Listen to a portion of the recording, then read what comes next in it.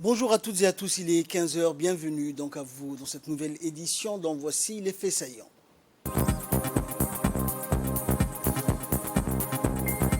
Djibouti a décroché 2 médailles aux Jeux islamiques Konya 2022.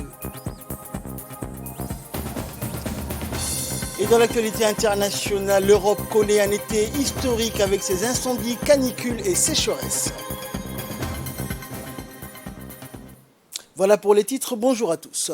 Sous le patronage du ministre délégué à la décentralisation et du ministre de l'Intérieur par intérim, le maire de la ville de Djibouti a organisé ce matin à l'hôtel international d'Escale une cérémonie de remise d'écharpes aux conseillers communaux.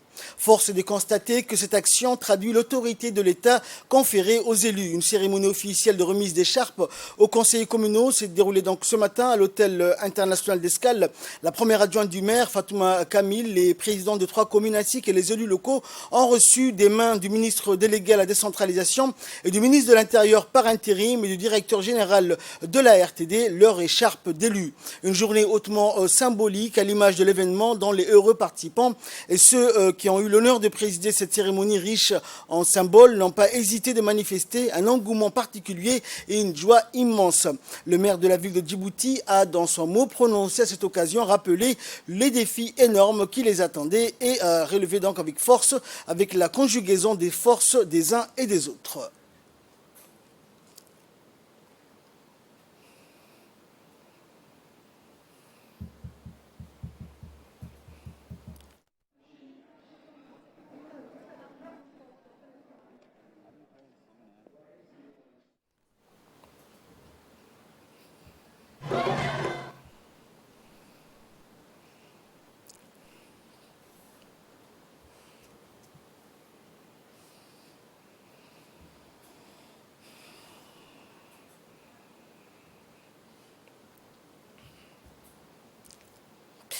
Santé à présent, le ministre de la Santé, Dr Ahmed Robleh Abdillah, a reçu dans son cabinet les responsables de l'équipe médicale de l'ONG caritative de chirurgie cardiaque. Celle-ci était conduite par le président de l'ONG, Dr Faisal Al-Saidi, accompagné par le Dr Hicham. La rencontre avec le ministre s'est déroulée en présence du secrétaire général du ministère de la Santé. Les deux parties ont discuté de l'organisation prochaine d'une caravane médicale avec la possibilité de mener des opérations de chirurgie cardiaque à cœur ouvert dans notre pays au profit des enfants qui souffrent des pathologies cardiaques chroniques.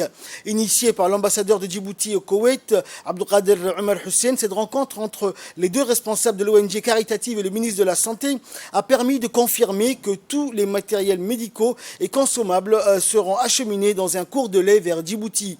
À noter que l'ONG prévoit également d'ouvrir prochainement en République de Djibouti un centre de chirurgie cardiaque dédié aux enfants. Le ministre de la Santé a remercié ses invités pour cette initiative noble et a mis en exergue l'importance que revêt le dépistage et les opérations pour les enfants présentant des malformations cardiaques et l'ouverture prochaine de ce centre dédié pour la chirurgie cardiaque des enfants. Le président turc Recep Tayyip Erdogan a donné mardi dernier le coup d'envoi de la 5e édition des Jeux de la solidarité islamique dans la ville de Konya, située au centre du pays. Une délégation djiboutienne, avec à sa tête le secrétaire d'État au sport, a participé au traditionnel défilé d'ouverture de la 5e édition des Jeux de la solidarité islamique en paradon avec les drapeaux nationaux bien sûr pour représenter les couleurs djiboutiennes et surtout les sports djiboutiens dans son ensemble, et l'ambiance était à la fête. Hier donc mercredi, l'athlétisme djiboutien a réalisé une belle récolte de médailles lors des 5e Jeux de la solidarité islamique qui se déroulent du 9 au 18 août à Konya en Turquie. Ainsi, Mohamed Ismail a offert à Djibouti une médaille d'argent aux 3000 mètres steeple, tandis que Moumin Bouhgelle a décroché le bronze sur les 10 000 mètres. Le secrétaire d'État au sport, Hassan Mohamed Kamil, présent sur place, n'a pas manqué de saluer les performances de nos vaillants champions qui ne cessent de hisser notre drapeau dans le ciel turc. Notre pays participe donc à ces compétitions dans plusieurs disciplines, notamment l'athlétisme, le tennis de table, le judo ou encore la natation. Pour rappel, les Jeux de la solidarité islamique, dont le coup d'envoi est donné par le président de la Turquie, Recep Tayyip Erdogan, représentent le deuxième événement sportif le plus populaire après les Jeux olympiques en termes de nombre de participants.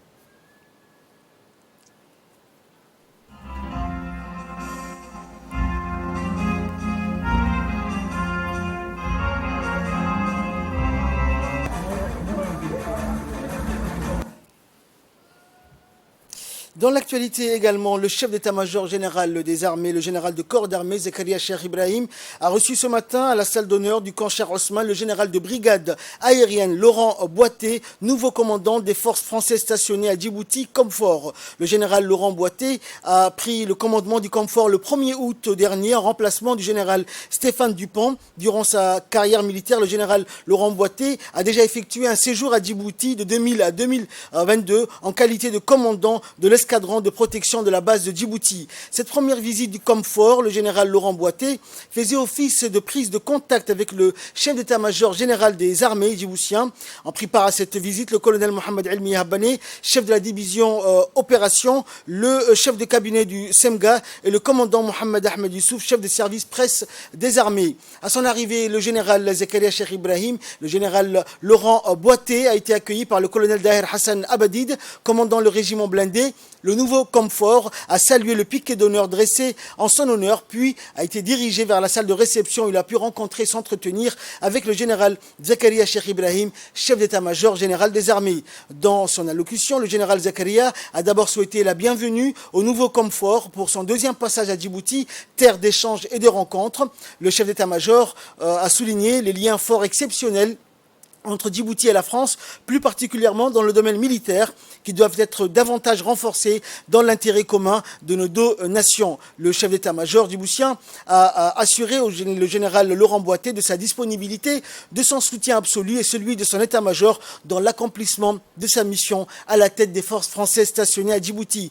De son côté, le général Boité s'est dit honoré de l'accueil chaleureux réservé à son égard et a remercié le général Zakaria pour sa disponibilité. Le nouveau Comfort s'est engagé également à œuvrer davantage pour raffermir, consolider et élargir ces liens de coopération.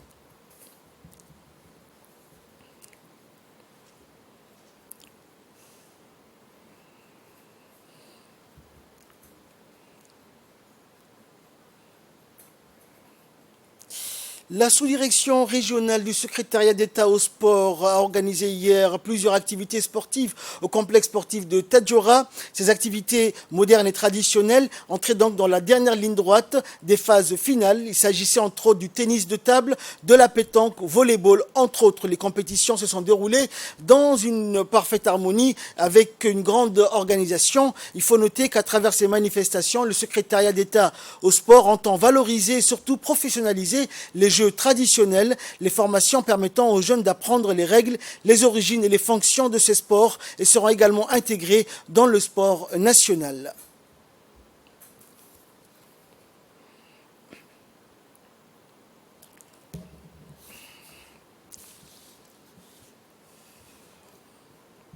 Concernant les Jeux d'été qui a été lancé le mois d'avant.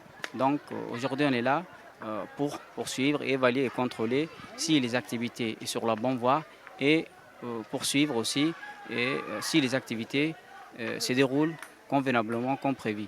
Donc aujourd'hui on est au complexe, les activités se déroulent bien. Il y a eu les différentes activités concernant les sports collectifs et les sports individuels. Et surtout, ce qui est beaucoup plus important, c'est les sports traditionnels. Cette année qui était un peu une spécificité pour les Jeux d'été. Donc voilà, les jeunes s'épanouissent, les activités se déroulent bien et donc sur ce sens, nous remercions tout d'abord le secrétaire d'État qui a lancé cette initiative et également la sous-directrice de la région de Tadjoura qui est Madina, donc ainsi que c'est l'ensemble de ses collaborateurs qui sont ici présents. Donc j'ai dit merci à l'ensemble des invités aussi qui ont assisté à ces activités. Nous restons dans le nord du pays, direction Obok à présent, où dans la continuité de présentation du projet d'appui à l'engagement de la société civile dans le processus de développement local dans les 5 régions, l'agence de mise en œuvre des Kaizen Company qui pilote le projet financé par l'USAID a organisé dans la salle du conseil régional d'Obok un atelier de présentation des résultats des ateliers de co-création qui ont eu lieu durant le mois de mai au Sheraton Hotel et le plan d'implémentation annuel du projet aux associations dans la vision vision Djibouti 2035, la participation citoyenne reste un élément essentiel dans les perspectives de renforcement de l'offre de services au profit de la population. L'USAID est le partenaire financier de plusieurs projets à Djibouti. Ce nouveau projet, financé par le peuple américain à travers son agence de développement international USAID, contribuera à renforcer le partenariat entre Djibouti et les États-Unis d'Amérique. Le projet d'appui à l'engagement de la société civile dans le processus de développement local est exécuté par The Kaizen Company, agence de mise en œuvre sous l'ancrage institutionnel du ministère de l'Intérieur du projet, ainsi que les ministères sectoriels, à savoir le ministère de la Femme et de la Famille et le ministère délégué à la décentralisation.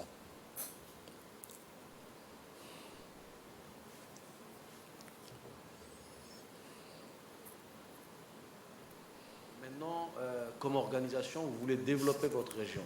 Donc, comment réfléchir ensemble pour le développement de votre région et quelles sont les priorités que votre région a plus besoin dans le développement local. Et donc, la première chose qu'il faut faire et qu'on va tous voir durant cette présentation, c'est l'essentiel. L'essentiel de là, c'est la collaboration. Comment collaborer, comment coordonner avec les autorités locales, mais aussi entre les associations. On est venu ici pour échanger avec vous. Et de là, nous passons à l'actualité internationale. Incendie, canicule, sécheresse, un été historique en Europe. 6800 hectares de végétation brûlés et 10 000 personnes évacuées. C'est le lourd bilan de l'incendie qui ravage actuellement la région de Landiras, dans le sud de la Gironde, en France. Parti mardi après-midi, le feu se poursuit à un rythme galopant, favorisé par des conditions météo très défavorables. Selon les pompiers, il s'agit d'une reprise de gigantesque incendie du mois de juillet qui n'a jamais été totalement éteint.